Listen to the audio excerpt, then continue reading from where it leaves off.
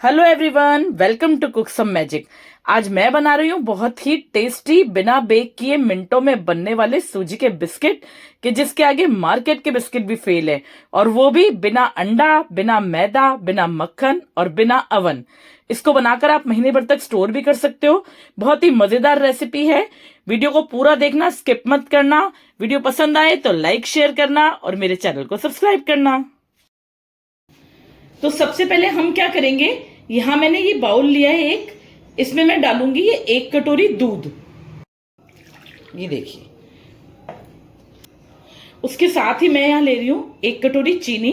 तो मीठा आप अपने हिसाब से एडजस्ट कर सकते हो, अगर कम खाते हो तो 3/4 कटोरी भी ले सकते हो। अब हमें क्या करना है, दूध में ना चीनी को बिल्कुल अच्छे से घोलना है, मतलब कोई भी दाना इसका रहना नहीं चाहिए। तो इसीलिए मैंने यहाँ पे ना थोड़ा गर्म दूध का यूज किया है, ताकि ये काम हमारा जल्दी से हो जाए। और नाप के लिए आप घर का कोई भी कटोरी, कप कुछ भी ले सकते हो मेजर करने के लिए। तो बिल्कुल इजी बनाएंगे इस रेसिपी को हम। कोई मतलब हम ग्राम्स में नापने का कोई हार्ड एंड फास्ट रूल नहीं रखेंगे, बस हम अपने घर के कटोरियों से नाप के बढ़िया सी रेसिपी बना के तैयार करेंगे। तो चलिए इसको अच्छे से मिक्स कर लेती हूँ पहले। तो ये देखिए, दूध और चीनी हमारे लगभग अच्छे से मिक्स हो चुके हैं। तो अब इसको रखते हैं साइड पे और चलते हैं नेक्स्ट प्रोसीजर की तरफ। यहाँ देखिए, यहाँ मैंने एक मिक्सी का जार लिया है। अब इसमें हम डालेंगे सूजी।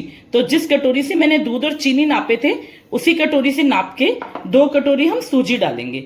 अब मिक्सी के जार में मैं इसलिए डाल रही हूँ क्योंकि सूजी जो होती है ना, उसमें दाना होता है, तो हमारी मिठाई बिल्कुल भी अच्छी नहीं बनेगी अगर हम इसको ग्राइंड नहीं करेंगे।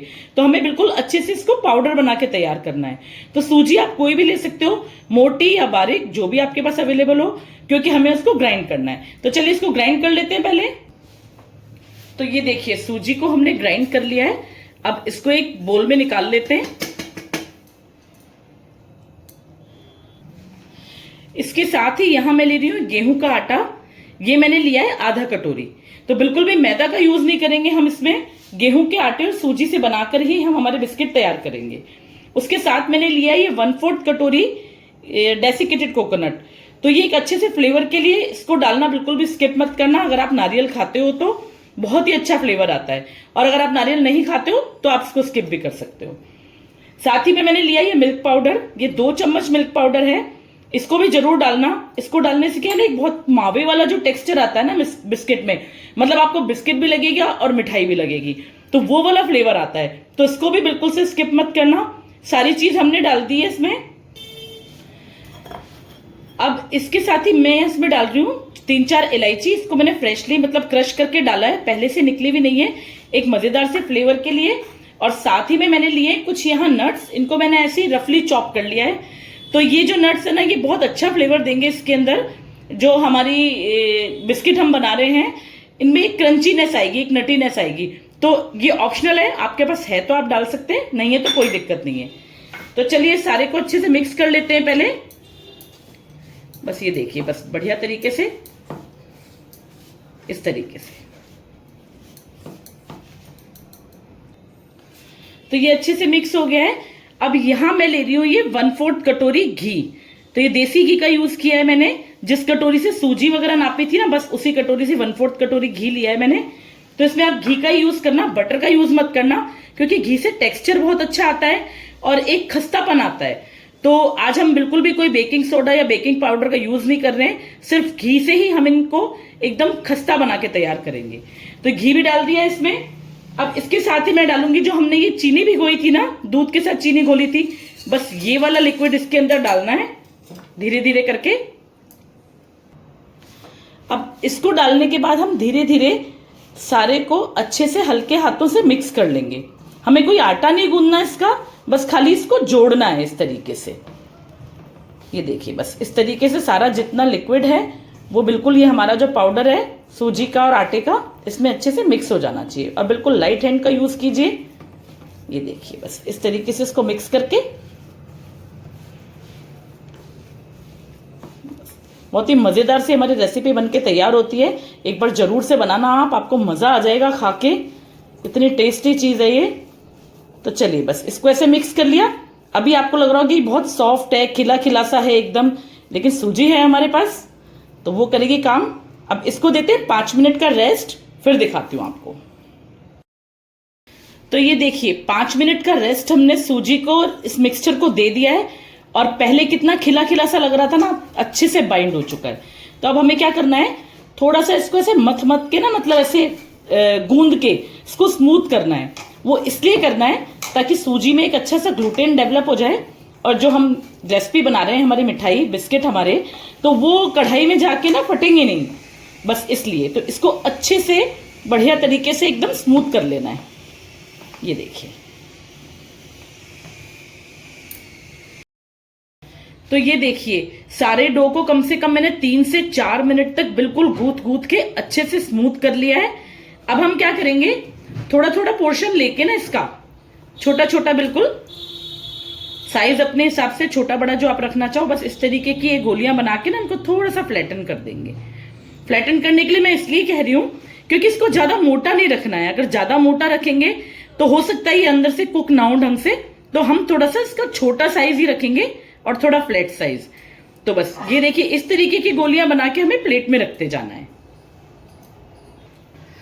ये देखिए जैसे मैंने वो एक आपको बिस्किट बना के दिखाया था ना, बाकी के भी सारे मैंने उसी तरीके से तैयार कर लिए हैं। तो चलिए अब इनको फ्राई करते हैं। तो ये देखिए तेल हमारा गर्म हो चुका है। अब सबसे पहले मैं आपको ये बता दूं कि तेल हमें कितना गर्म रखना है। तेल हमें बिल्कुल 9 के बराबर गर्म रखना है, मतलब 100 to 100 डिग्री सेल्सियस तक, इससे ज्यादा नहीं। मतलब ये लगा लो कि आप हम बिल्कुल ठंडे तेल में इन बिस्किट्स को बना के तैयार करेंगे, क्योंकि ज्यादा अगर तेज तेल गर्म हो जाएगा ना और ज्यादा तेज तेल में करेंगे तो ये ऊपर से तो सिक जाएंगे लेकिन अंदर से ये एकदम कच्चे रह जाएंगे। तो बिल्कुल जैसे हम बालूशाही वगैरह बनाते हैं ना, बस उसी तरीके से एकदम ठंडे तेल में हमें इनको डालना है।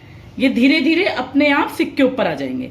ये देखो तेल का टेम्परेचर इतना है कि हल्के हल्के से बबल्स आने स्टार्ट हुए हैं, बस एकदम से ये बिस्किट ऊपर नहीं आए हैं। तो इस चीज का बहुत खास ध्यान रखना है आपको कि तेल बहुत तेज गर्म नहीं होना चाहिए, बिल्कुल हल्का सा, गुनगुने से भी हल्का कम, बस इतना।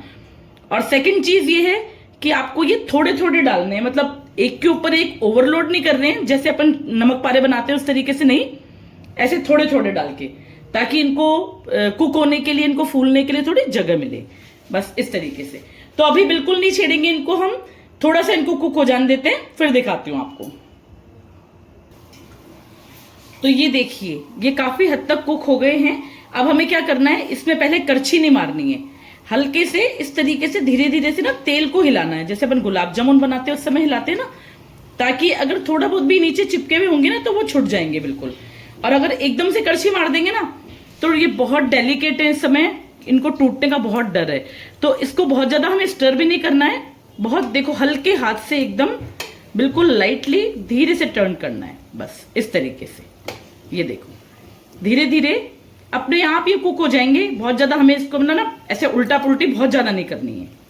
तो चलिए इन सबको एक एक बार टर्न कर लेते हैं पहले। ये देखिए बस इस तरीके से। तो ये देखिए एक एक बार तो हम इनको टर्न कर चुके हैं, एक एक बार और कर लेते हैं। ये देखिए दूसरी साइड से भी कितना अच्छा सा गोल्डन कलर आ गया है। बस इतने बार तक कि हमें इनको कुक करना है कि अच्छा सा गोल्डन कलर आ जाए इन पे। और एक मतलब 2 बार सिर्फ इनको स्टर करना है, दोनों बार पलट के दोनों साइड से सेकने के लिए। इस बात का खास ध्यान रखना, मैं फिर से रिपीट कर रही हूँ कि बहुत ज्यादा करछी इसमें नहीं मारनी है, बहुत डेलिकेट है, टूट सकते हैं। तो ये देखिए ये सारे बिस्किट्स हमारे कुक हो चुके हैं। अब इसी तरीके से हम बाकी के सारे भी कुक करके तैयार कर लेते हैं और इनको निकाल लेते हैं बाहर। अब ये कैसे पता चलेगा कि ये अच्छे से कुक हो गए, ये देखिए मैं आपको दिखाती हूँ। आप ये बिस्किट के ऊपर जो क्रैक्स दिख रहे हैं ना आपको, बस यही पहचान है इसकी कि ये बिस्किट अच्छे से कुक हो चुके हैं। तो बस जब ये क्रैक्स आपको दिखने लग जाए और अच्छा सा कलर आ जाए इन पे, उस समय आप इनको कढ़ाई से निकाल लेना। तो ये देखिए सारे बिस्किट्स मैंने बना के तैयार कर लिए हैं और बहुत ही मजेदार हमारे बिस्किट बने। ये देखिए मैं आपको तोड़ के दिखाती हूँ एक, ये देखो इतने मजेदार से एकदम क्रिस्प करारे बिल्कुल। ये देखिए कितने हैं ना खस्ता, एकदम बढ़िया, मुंह में घुल जाने वाले, फर्स्ट क्लास। इतने मजेदार बिस्किट बनके तैयार हुए हैं। इसमें हमने ना कोई मैदा का यूज किया है, ना बेकिंग सोडा बेकिंग पाउडर का यूज किया है, और बिल्कुल भी हमें अवन की भी जरूरत नहीं पड़ी है।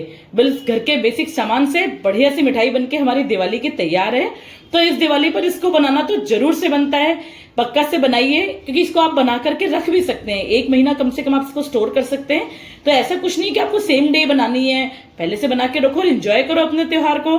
और जब भी कोई मेहमान आए तो उसे भी खिलाओ। आपके मेहमान इंप्रेस ना हो जाए ना तो मेरा नाम चेंज कर देना। तो चलिए आज के लिए इतना ही, मिलते हैं नेक्स्ट वीडियो में। Thank you so much. Cook some magic.